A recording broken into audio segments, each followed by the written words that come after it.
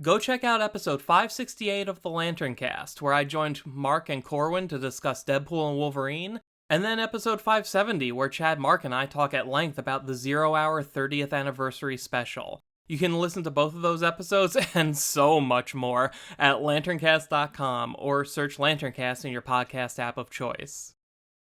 Alright, it's time to answer another batch of your questions. Remember that if you've got a question you'd like answered, you can leave it in the comments section down below, and I'll get to it in a future video. First up, Andre Matt asks, what are your thoughts on Emerald Dawn? I still believe it stands as the superior origin story for Hal Jordan, although Secret Origin excels in connecting the narrative of Abinsur's demise with the prophecy of the Blackest Night. I like it, although I'm aware that DC would never permit a canon portrayal of Jordan as an alcoholic driver again. Yeah, in terms of being an origin story, I think Emerald Dawn is better. Secret Origin is there to give us Hal's origin story while also setting up everything up to and including Blackest Night. Emerald Dawn has to introduce the concept of Green Lantern and then the Corps and all that, but it remains small and focused, which an origin story needs to be. The two stories had very different priorities, and you can even see that by looking at when they came out. Emerald Dawn set up a new Green Lantern ongoing series that started right after that miniseries ended, while Secret Origin didn't start until more than 3 years into the Geoff Johns run. Also, I don't care what anybody says, Hal knocking himself unconscious by intentionally flying headfirst into a big yellow sign will always be funny to me. Christian Sardi says, Sandman said Kyle would surpass Hal way back when. I always thought it was cool for a Green Lantern to have interacted with a primordial being. Would you like to see more interaction from Green Lanterns and these big mystical characters, like Sandman, Lucifer, etc., and if so, who and how? I think Jon Stewart could have gained a lot by having a talk with Death of the Endless. He spent so long carrying around so much guilt and regret, from the death of his wife to the destruction of the planet Xanshi, that being able to actually talk to Death may have helped him work some things out. Jayon Rumpf wants to know, if the Lantern Corps existed in the Marvel Universe, which Marvel hero or villain would have a ring? Bruce Banner, the Punisher, and probably Logan would be Red Lanterns, Magneto would be a Yellow Lantern, Doctor Doom would be a Green Lantern, Professor Xavier would be a Blue Lantern, the Fantastic Four would be Star Sapphires, everyone who's ever been racist against mutants would be sentenced to the Indigo Tribe, and Galactus would be possessed by the Orange Entity. Jason Summa says, this may have been asked already, how would you handle a Nova Corps vs. Green Lantern Corps miniseries? Who could be the villains? Also, what Corps combinations can you see for dual-wielding? I admit I never pictured a red and blue until Razor pulled it off. I did answer the Nova question in a previous Q&A video, so instead I'm going to focus on the second part. In terms of dual-wielding different lantern rings, I think the obvious one is green and blue. Hal did wear this combination of rings once, but I don't really think that should count, since he wasn't able to actually use the blue ring on purpose. But regardless, it seems like a natural fit. Green rings unlock the potential in blue rings, and blue rings amplify the power of green rings. I think the highest we've ever seen a blue ring boost a green ring was during the New 52 in Green Lantern Corps Volume 3, Number 20. Guy Gardner was on Oa and found out that an alien bounty hunter was about to kill his family back on Earth, so Guy grabbed St. Walker and got boosted all the way up to 325%, ensuring that he could make it back home in time. Honestly, blue and green are kind of too good of a combination. If they were going to actually do this, there would need to be a downside. Like, maybe using a blue ring and an amplified green ring at the same time puts too much strain on the user. Or maybe the higher you boost a green ring, the shorter the amount of time that boost will last. Maybe boosting too much can wear out a green ring, damaging its ability to hold a normal charge. Another combination I think would be interesting is blue and orange. We know that orange is weak against blue, but from a certain angle, hope and greed are related. To hope for something is to want it, whether it's an object or an outcome or the well-being of someone else. Jesse's Panels asks, if Young Justice continues, would you like to see either Kyle or Teen Lantern join the team? I think it'd be great considering the fact that Young Justice is pretty lack in terms of Lantern representation on the show. Yeah, that would be great.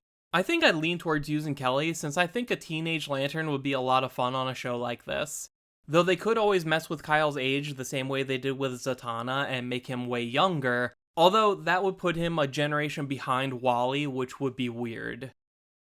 Khalid Sarad asks, could a lantern ring recreate the powers of Thor's hammer? Kind of. We've seen lanterns shoot energy blasts in the form of electricity, and even raging storms. They can mimic the effects of Thor's hammer, but they can't actually manipulate the same forces as Thor's hammer. Hell, Kyle Rayner has actually made a construct of Thor before, and all he used the hammer for was to hit real hard. The Nailsmith wants to know, what Lantern Corps would you put Sam Walker in if the Blue Lantern Corps didn't exist? We actually know the answer to this one. In Green Lantern New Guardians number 18, part of the Wrath of the First Lantern storyline, Volthoom went digging around through all the potential lives and timelines that the Lanterns could have lived if they made different choices, or if circumstances had been different, and we're shown a reality where St. Walker became a Green Lantern before the events that led to him becoming the first Blue Lantern. York Lane asks, do you think we'll ever get to see the Red Dawn? Or do you think it'll just be in permanent hiatus, like the Seven Seas story Jeff Johns was going to tell with Aquaman, but never did for some reason?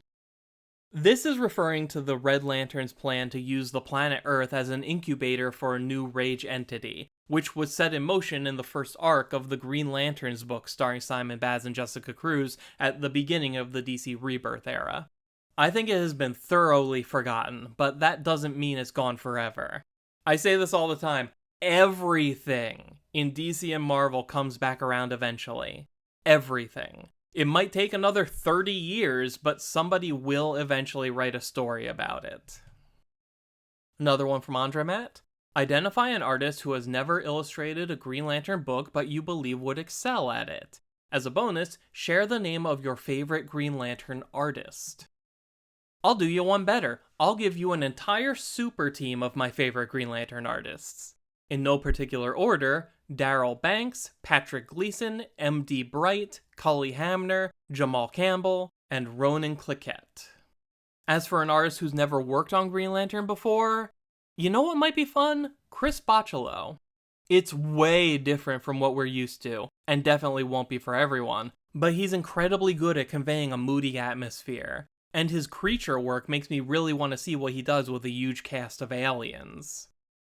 Crimson Horseman asks, can Green Lanterns potentially make their own central power battery if they needed to?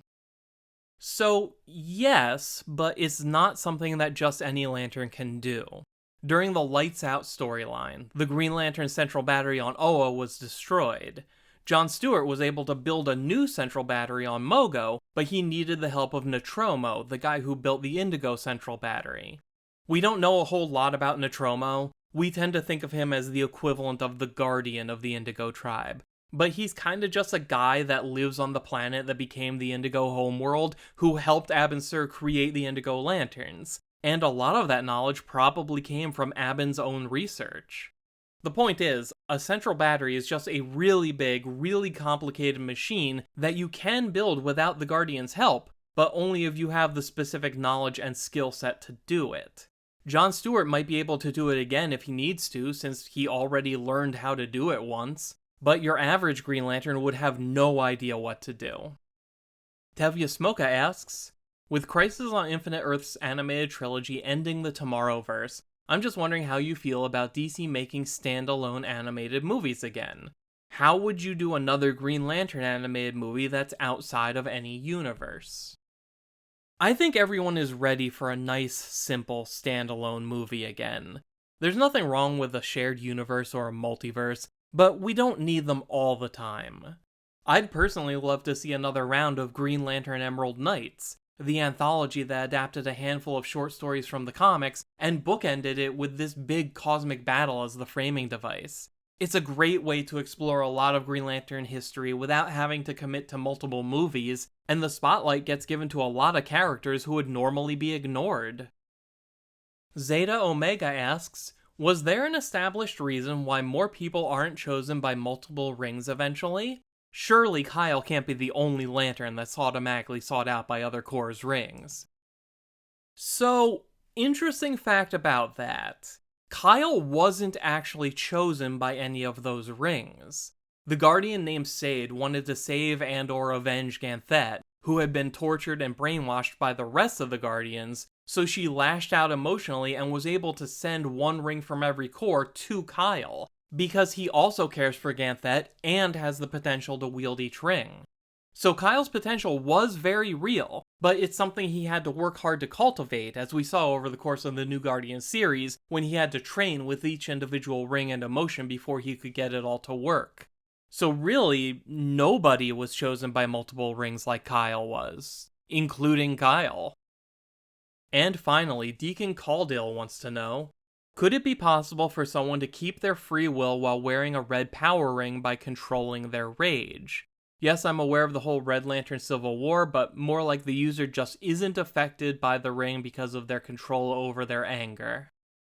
Theoretically, yes. Just look at the Indigo rings. They're designed to basically brainwash whoever wears them, yet we've seen both Jon Stewart and Ray Palmer the Atom use Indigo rings without losing their free will. So I'm sure the same could happen with red rings, though it would probably be a lot harder to find someone who can do it, since rage is on the far end of the spectrum and thus more intense than most of the other powers.